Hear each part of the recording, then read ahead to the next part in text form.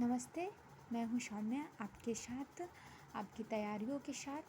जो लोग तैयारी कर रहे हैं यूपी टेट जूनियर और सी टेट जूनियर का, तो प्लीज़ आप हमारे साथ तैयारियों में लग जाइए, क्योंकि आपका अप्रैल में एग्ज़ाम है। और जिन लोगों के पास ये 2021 का जूनियर हाई स्कूल प्रधान अध्यापक एवं सहायक अध्यापक का बुक नहीं है, वो हमारे साथ इस तैयारी में ज़रूर जुड़े रहें। और हमारा ये चैनल नया है और हमने आप लोगों के लिए ही बनाया है, तो प्लीज़ हमारे चैनल को लाइक और सब्सक्राइब करें। तो चलिए, इसमें वो सारे सब्जेक्ट्स एक ही में दिए गए हैं और इसी बुक में दिए गए हैं, और इससे 90% क्वेश्चन आपसे पूछे जाएंगे। देखिए, पहला आपका है राष्ट्रीय और अंतर्राष्ट्रीय महत्व, ठीक है। समसामयिक घटनाएं हैं, भारत का इतिहास एवं भारतीय राष्ट्रीय आंदोलन है। तो देखिए, इसमें ये सारे हैं और आपको हम अप्रैल तक इन सारे का रिवीजन भी करा देंगे और पढ़ा भी देंगे। तो प्लीज़ हमारा वीडियो लाइक ज़रूर करें और सब्सक्राइब भी करें। तो चलिए, आज हम पढ़ेंगे सामान्य विज्ञान और पर्यावरण एवं पारिस्थितिकीय। तो पहला क्वेश्चन इसमें आपका बनता है भौतिक विज्ञान से। तापमान थर्मामीटर से मापा जाता है। किससे मापा जाता है? तो थर्मामीटर से। घनत्व की इकाई ग्राम प्रति घन सेंटीमीटर है। घनत्व की इकाई क्या है, ऐसे क्वेश्चन पूछेगा, तो ग्राम प्रति घन सेंटीमीटर है, ठीक है। अब 100 डिग्री सेल्सियस तापमान का केल्विन पैमाने पर मान कितना होगा? अगर हमारा तापमान 100 डिग्री सेल्सियस है तो उस पे केल्विन में हमारे पैमाने का मान कितना होगा? तो 773.15 केल्विन होता है, ठीक है।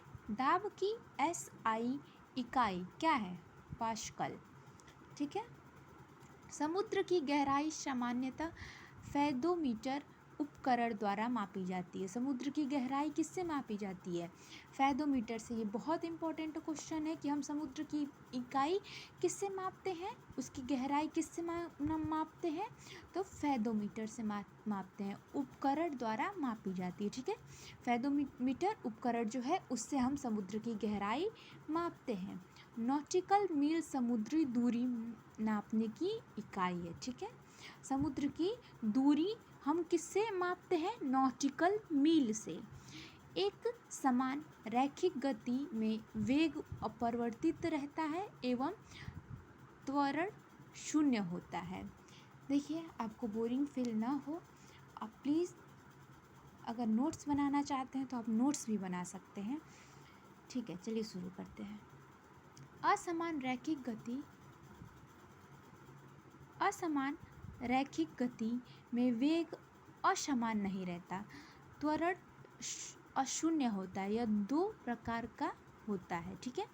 किसी घड़ी के लोलक की लंबाई बढ़ाए जाने पर आवर्तकाल बढ़ता है, ठीक है। SI प्रणाली में कुल 7 मूल मात्रकों को रखा गया है, यथा metre, kilogram, second, kelvin, ampere, candela तथा मोल मूल मात्रक है। SI प्रणाली में कुल कितने मात्रकों को रखा गया है, ये आपका क्वेश्चन बनता है, तो 7। ये ऑप्शंस नहीं देंगे, ठीक है। बस यही पूछेगा कि SI प्रणाली में कुल कितने मूल मात्रकों को रखा गया है, तो आप लिखेंगे 7। फिर त्वरण का मात्रक न्यूटन, ठीक है। त्वरण का मात्रक क्या है पूछ देगा, न्यूटन, और या तो पूछ देगा न्यूटन का, नहीं ये ठीक है, हाँ न्यूटन या फिर किलोग्राम होता है। बाल का मात्रक न्यूटन तथा ऊष्म कार्य अथवा ऊर्जा का मात्रक है जूल। ये बहुत इम्पोर्टेंट क्वेश्चन है, ठीक है, ये वाला त्वरण का मात्रक।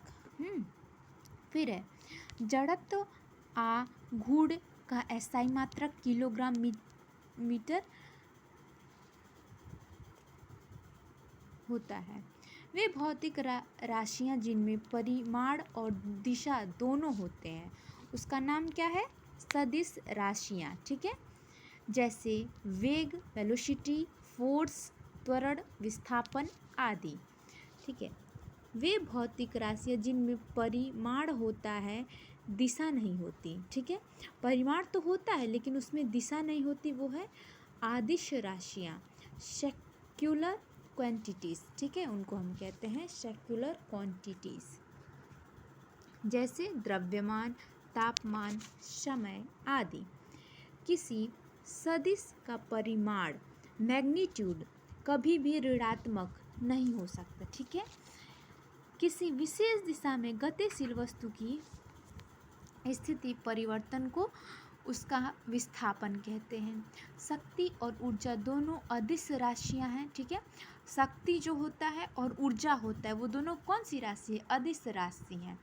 ठीक है, गति का प्रथम समीकरण velocity equal to u plus at होता है। वाहन की गति मापने के लिए स्पीडोमीटर का प्रयोग किया जाता है। वाहन जैसे तेज चल रही है तो उसकी गति जो होती है उसको हम मापने के लिए स्पीडोमीटर, ठीक है, का प्रयोग करते हैं। स्पीडोमीटर आपको कैसे याद रहेगा? ऐसे आपको याद रहेगा कि वाहन की स्पीड क्या है, तो उसको हम मापेंगे कैसे? स्पीडोमीटर से। तो हमेशा आपको स्पीड से स्पीडोमीटर याद रहेगा। ठीक है, चलिए अब किसी वस्तु का भार ध्रुवों पर